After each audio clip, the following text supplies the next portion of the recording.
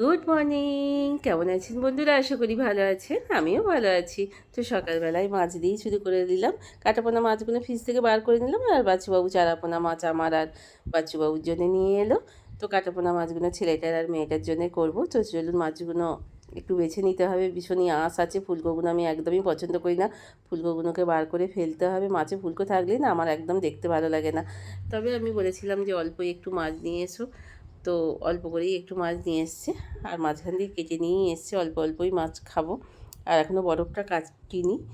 তো কাটাপোনা মাছে তো চলুন মাছগুলো এবার বেছে বেছে নিই। বাবুকে কালকে যে আলু সিদ্ধ করেছিলাম, তো ওই আলু সিদ্ধ আর ডিম সিদ্ধ দিয়ে ওকে ভাত দিয়ে দিলাম। আর ও অফিস টফিস বেরিয়ে যাওয়ার পর তারপরে এবার আমি ঝাঁটপালা দিচ্ছি, কারণ বাবি আজকে বাড়িতে আসবে, তো একটু বেলা করে আসবে। আর সেই সঙ্গে আমার নিজের জন্য একটু চা বসিয়ে দিলাম। একটু চা না খেলে না সেই শরীরে ঠিক দম পাই না, বুঝতে পেরেছেন তো? একটুখানি চা খেয়ে নিলে মানে সেই গাড়িতে তেল দেওয়ার মতো গাড়ি চলতে শুরু করে। আমিও একটু চা খেয়ে নিলে আমার গাড়িও চলতে শুরু করে। তো যাই হোক, মাছগুলো এখনও ধোয়া হয়নি, চালগুলোকে ভালো করে ধুয়ে নিচ্ছি।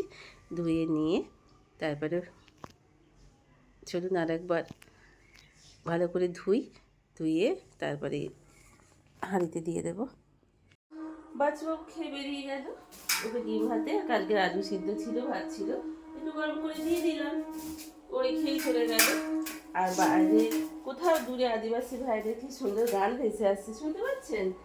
নিশ্চয়ই শুনতে পাচ্ছেন। তো চলুন বিছানাটা পরিষ্কার করে ফেলি, ঝপ ঝপ ঝপ ঝপ করে। বাবা রে, এই বিছানাটা যদি পরিষ্কার পরিচ্ছন্ন না থাকে না, একদমই ভালো লাগে না। একটা মানুষ বাড়িতে এসে আগেই বিছানার দিকে তাকিয়ে দেখে বিছানাটা কেমন আছে। জানেন, মানুষের জীবনে বিছানাটা একটা শ্রেষ্ঠ জায়গা। সারাদিন বাইরের মানুষই বলুন, বাড়ির মানুষই বলুন, খেটে খুঁটে একটা বিছানা সুন্দর চাই, জানেন, যে বিছানাটা। তো ঘর তো পরিষ্কার পরিচ্ছন্ন করে নিয়ে এসছে, বাবাও আসছেন, বাবিও আসছেন। বাচ্চারা আমার জন্য চারাপোনা মাছ অল্প করে একটু এক পিস করে নিয়ে নিলাম, আর বাবি ছেলেটার জন্য, বাবার জন্য একটু কাটাপোনা মাছ। তো চলুন একটু ম্যারিনেট করে মাছগুলোকে রেখে দিই। আজকে শরীরটা বেশ ভালো যাচ্ছে না, কাজকর্মে বেশ মন লাগছে না একদমই। তারই মধ্যে অনেক কাচাকুচি ভেজানো ছিল, কাল থেকেই রাত্রি থেকেই বাচ্চুবাবুর ছেলেটার কাচাকুচিগুলো আছে, এগুলোকে ঝপঝপ করে কেচে নিয়ে আগে শুকোতে দিয়ে দিই, কারণ নাহলে শুকোবে না। ওইটুকু ব্যালকনি গার্ডেন বা আমার ব্যালকনি গার্ডেন যেখানে রয়েছে সেখানে তারগুলোতেই ওখানেই দিতে হবে, আপনারা প্রত্যেক দিনই দেখছেন। কাঁচা লঙ্কা, আদা কুচি, পেঁয়াজ কুচি দিয়ে একটু পেস্ট করে নেব। তো তাই জন্যে নিয়ে নিয়েছি। সয়াবিনগুলো কাল থেকেই করার কথা ছিল, যেহেতু বাবি কালকে এলো না বলে আর করলাম না। জানি না কে কতটুকু খাবে, তবে করতে ইচ্ছা করলো রেসিপিটা।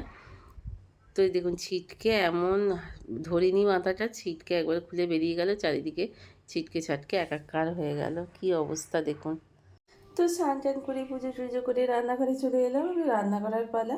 তো সয়াবিনের কালকে যেটা সিদ্ধ করে রেখে দিয়েছিলাম ওইটা করবো বলে আলুটা একটা সিটি দিয়ে নামিয়ে রেখে দিয়েছি। আর এখানে সব দিয়ে দিয়েছি, নুন, চিনি, একটু গরম মশলা, আর তারপরে সয়াবিনটাকে একটুখানি পেস্ট করে নিলাম, একটু পেঁয়াজ কুচি, একটু আদা কিমা, আর একটু বাইন্ডিংয়ের জন্য দিয়ে দিয়েছি ময়দা, যাতে ভেঙে না যায়। গরম মশলার গুঁড়োটা দিলে খেতে হেভি টেস্টি লাগে। একটু লঙ্কা কুচি দিলে ভালো হতো, কিন্তু দেবো না তরকারিতে, যেহেতু একটু লঙ্কার মশলা দেবো। তো ভালো করে মেখে নিয়ে একটু ভেজিটেবলস টাইপের এরকম লম্বাটে করে, যে যেমন খুশি করে মেখে নিতে পারে। তো চলুন এটা মেখে নিই ভালো করে, দিয়ে তেলে ছেঁকে তুলে নিই, দিয়ে আলু। তো আজকে বানিয়ে ফেললাম একটু সর্ষে পোস্ত ঝাল বান্না মাছের, আর একটু উপর থেকে সর্ষের তেল ছড়িয়ে দিলাম।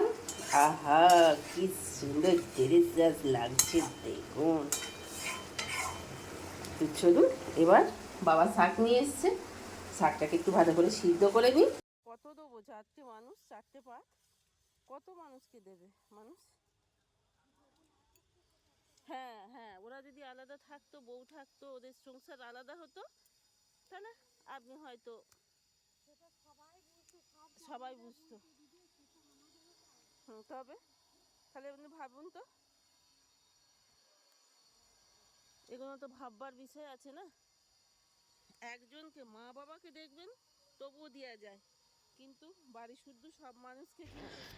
বিকেলবেলা বেরিয়ে পড়েছি, কাল 14 শাক আছে, তাই মাঠে ঘাটে বেরিয়ে পড়েছি। চোদ্দো শাক তোলার জন্য।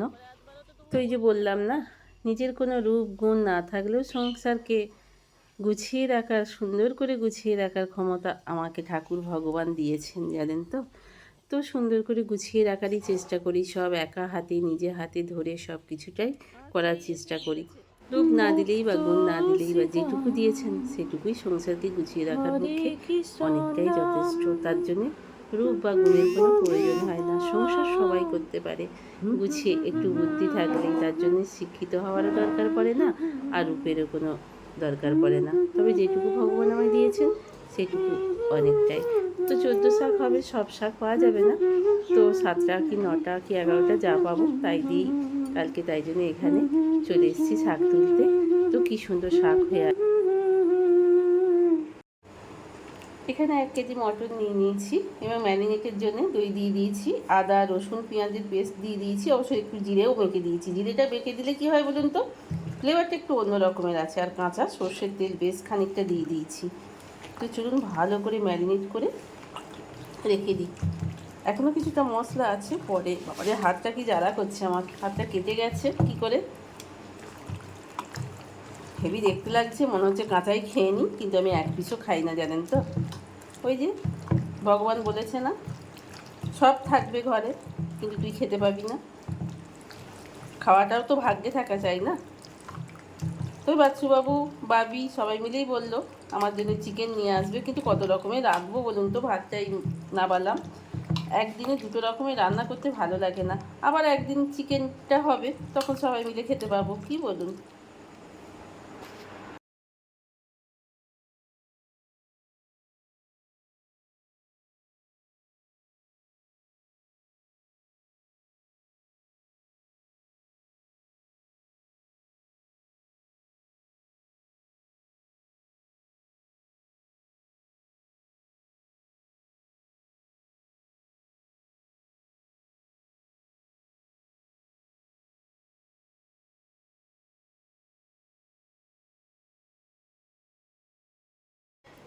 তো মটনটা এখানে ম্যারিনেট করে রাখা আছে অনেকক্ষণই, 2 ঘন্টা ধরে ম্যারিনেট করে রেখেছিলাম। আলুটাকে একটুখানি হলুদ দিয়ে ভেজে রেখে দিয়েছিলাম, আর গোটা জিরে গোটা গরম মশলা ফোড়ন দিয়ে পেঁয়াজটাকে একটু নুন আর চিনি দিয়ে ভালো করে আমি ভেজে নিচ্ছি। তো তেলেতেই যদি একটুখানি কাশ্মীরি লঙ্কার গুঁড়ো কালারের জন্য আর হলুদটা দিয়ে দেওয়া হয় মটনটায় বা যে কোনো তরকারিতেই কালারটা বেশ ভালো আসে। তো চলুন পেঁয়াজটা আর একটু ভালো করে ভেজে নিই। এটা ভালো মতো ভাজা হয়ে গেলে ম্যারিনেট করা মটনটাকে আমি দিয়ে দিলাম এবং বেশ কষিয়ে কষিয়ে করো, বেসারে ফেসারে কোনো কিছুই তো দেবো না। মাংসের পিসগুলো এক একটা প্রায় ধরে রাখুন আপনার 50 গ্রামের কাছাকাছি, এত বড় বড় পিস করে নিয়ে এসছে। তা এটা হতে মিনিমাম 2 ঘন্টা টাইম লাগবে। আমি গরম জলটা পাশে বসিয়ে দিয়েছি। মটনের সাইজগুলো এতটাই বড় বড় যে আমাকে 2 ঘন্টা অন্তত 10 মিনিট মতো আমাকে এটা কষাতেই হবে। গরম জল পাশে করে নিলাম, করে নিয়ে আলুগুলো দিয়ে দিলাম। এবার ফোকাসটা একটু সরে যাচ্ছে কারণ এক হাতে নাড়ছি। তো যাই হোক, গ্যাসের খুব কাছে চলে যেতে হয়, যেহেতু আমার টাইফয়েড এখনও পর্যন্ত নেই। তো এখানে গরম জলটা করে নিয়েছি, এই অল্প করে একটুখানি গরম জল দিয়ে দিচ্ছি আর চাপা দিয়ে দিয়ে করছি, নাহলে সিদ্ধ হবে না, জানেন তো, এত বড় বড় সাইজের। বাইরে বেরিয়ে দেখছি বৃষ্টি শুরু হয়ে গেছে, আপনার পিসগুলো বড় বড়। তো আমি নামাবার আগে দিয়ে দিলাম, বুঝতে পারতাম অ্যাডভেস্টারে মিট মশলা আর গরম মশলা। এখন তো কোনো কিছুই বুঝতে পারি না। তো জানলা দরজা বন্ধ, ফেলে হাওয়া যাচ্ছে প্রায়। যাই হোক, কালকে সকালে দেখাবো আমি সারাদিন ছুটিতে কি কি করেছে গাছগুলো। আমার আবার সামনে চলে এসেছে ইয়ে গাছটা, ওই দেখুন নাগচম্পা গাছটা। ভাবি সব গুছিয়ে সুন্দর করে বসবো সব রেখে দিয়েছে। আপনাদের আগেই জানিয়েছি।